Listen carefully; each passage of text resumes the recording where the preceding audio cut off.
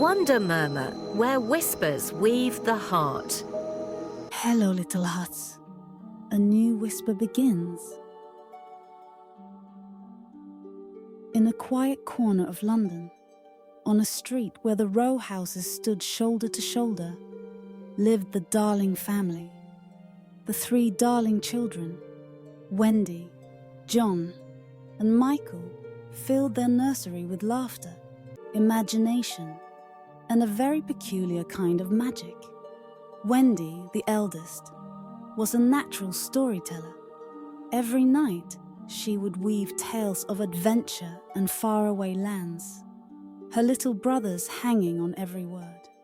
Her favorite hero was a boy who never grew up, a boy who visited her dreams and, she swore, her very room. Her mother, a practical woman, would find leaves on the windowsill the next morning and sigh, wondering what to make of it. One evening, as the moon peeked through the clouds, the children's parents left for a party. The nursery fell silent, a stillness broken only by the soft glow of a nightlight. But then, a whisper of wind slipped through the window. It wasn't the wind. It was a faint silvery laugh, and with it, a boy floated in. His clothes were stitched with leaves and dew, and his eyes held the light of 1,000 stars. It was Peter Pan. "You're here," Wendy gasped, her heart leaping. "I knew you were real." Peter landed on the floor, his laughter echoing softly. "Of course I am. I came back from my shadow and my thoughts.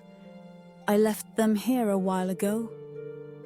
He was a whirlwind of motion, but a tiny, angry spark of light buzzed in from the window and flew right into Peter's face. "Tinkerbell!" he cried, swiping at her. "Not now, I'm busy. I am always here, The tiny fairy squeaked, a miniature fire in her eyes. She was a jealous little thing, fiercely loyal to Peter, and she didn't like the look of this new girl. "I don't just want to hear a story, Peter," Wendy said, her voice trembling with excitement. "I want to live one." Peter grinned, a flash of pure mischief. He took her hand. "Then come with me.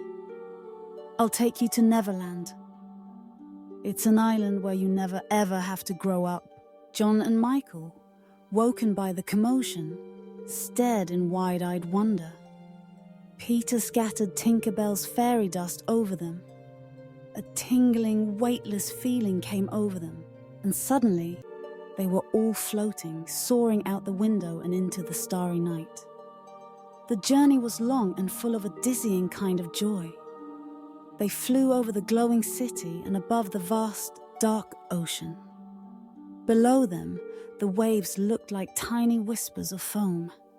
And then, a shape emerged from the mist.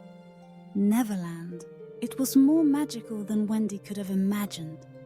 Mermaids with iridescent tails sunbathed on jagged rocks. Brave Indian warriors stood guard on the cliffs. And on the far side of the island, a villainous-looking pirate ship was anchored, commanded by a man with a fearsome iron hook for a hand. "That's Captain Hook," Peter said, a mischievous sparkle in his eye. "My enemy." On the deck of his ship, Captain Hook, a man whose face was a constant scowl, looked through his spyglass and saw Peter Pan. He let out a roar of fury. "Peter Pan, fire the cannons!" Cannonballs flew through the air, whistling past the children's ears. Peter grabbed Wendy's hand. "Tinkerbell, you take the boys to the hideout. I'll distract Hook."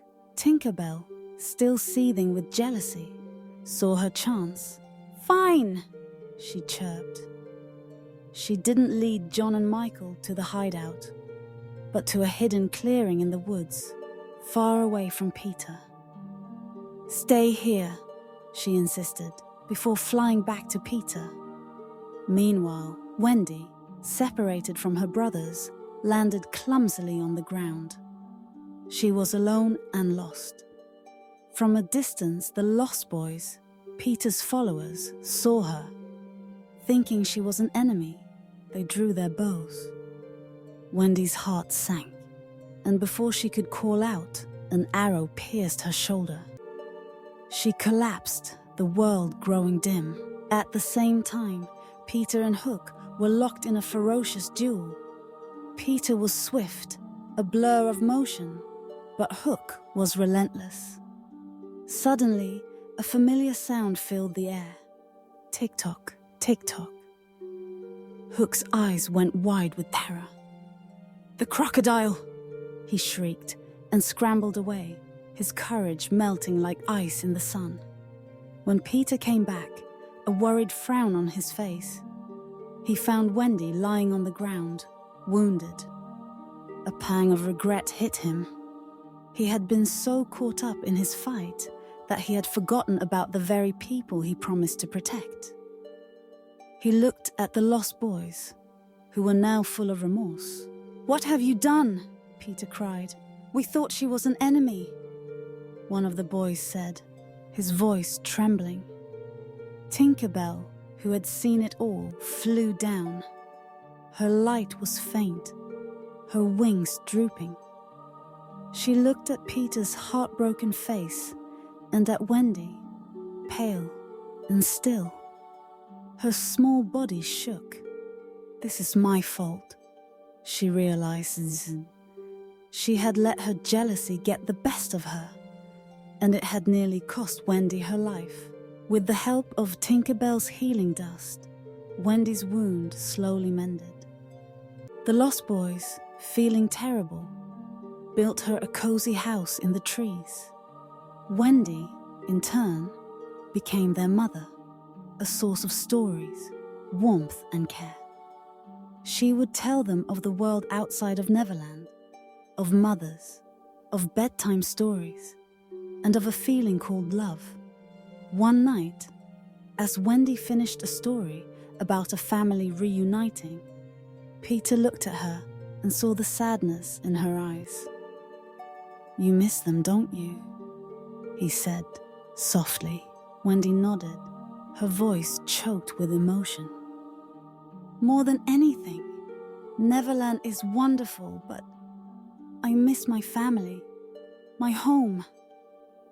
Later, as they all slept, Captain Hook and his pirates snuck into the camp. Hook had a terrible plan. He captured all the boys and children, tying them up. He then found Peter's tree home and, unable to get inside, slipped a poisoned drink through the crack in the door. When Peter awoke, he was groggy and weak. Tinkerbell flew in, her light flickering with panic. "Peter, they're all gone. Hook took them," she cried. "It's all my fault again. I should have warned you when I saw them."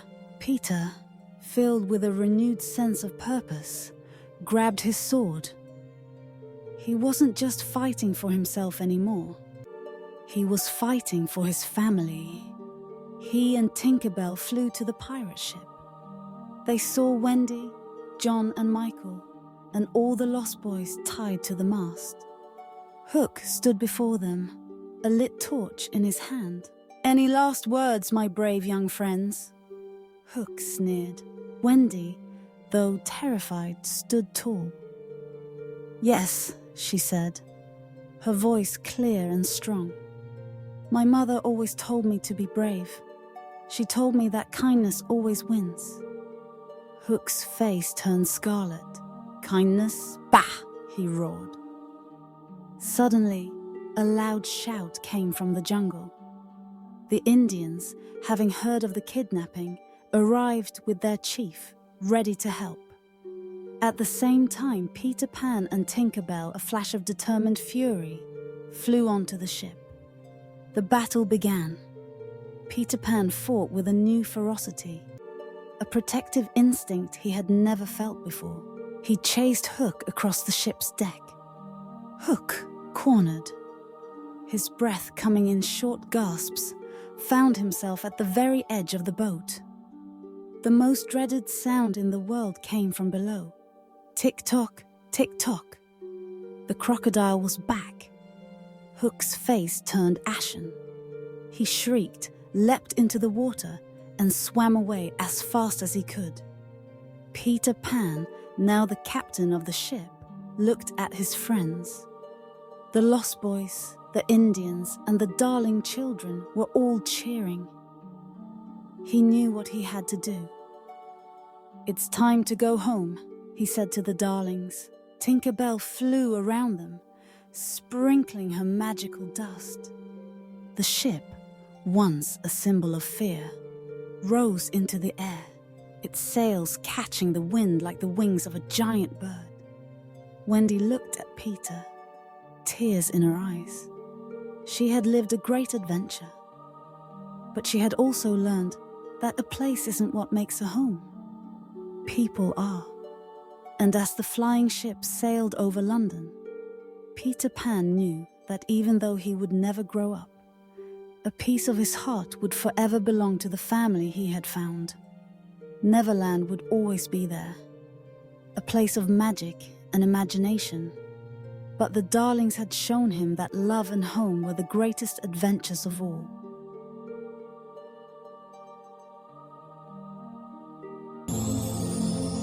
Wonder murmur, the story departs, yet the whisper imparts.